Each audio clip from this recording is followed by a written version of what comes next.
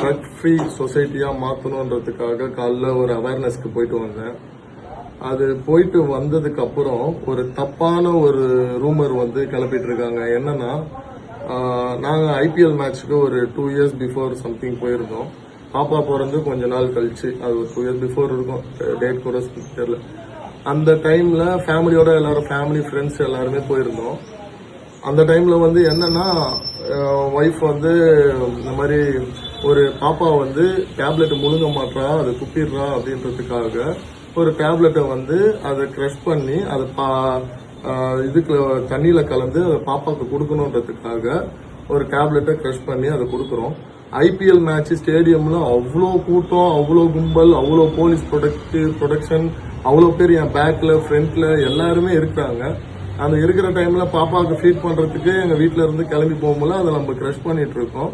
அதை வந்து க்ரஷ் பண்ற டைம் அதை எடுத்து இப்போ ட்ரக்னு சொல்லிட்டு தப்பான ஒரு வீடியோ வந்து வைரல் பண்ணிட்டு இருக்காங்க.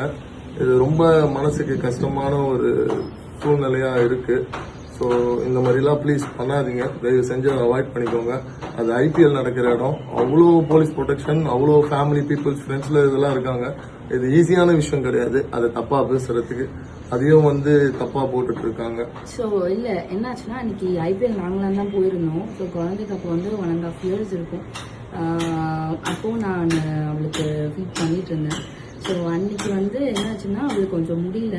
அதனால பிஃபோர் ஃபீடிங் இல்லை பிஃபோர் ஃபுட் வந்து அவளுக்கு அந்த டேப்லெட் வந்து க்ரஷ் பண்ணி கொடுக்க சொல்லியிருந்தார் டாக்டர்.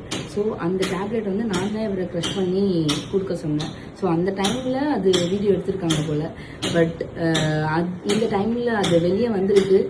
ஸோ எங்களோட கடமை அது எக்ஸ்பிளனேஷன் வந்து உங்களுக்கு கொடுக்குறது. பிகாஸ் வந்து சும்மா நல்ல விஷயம் பண்ணுறப்போவே வந்து தப்பாக ரீச் ஆகுது.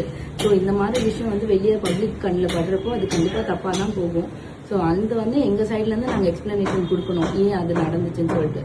அந்த டைமில் சொன்ன மாதிரி அவ்வளோ ஃபுல் ப்ரொடெக்ஷன், அவ்வளோ போலீஸ் வந்து அந்த இடத்துல இருக்கிறப்போ எந்த ஒரு விஷயமும் உள்ளே போக முடியாது.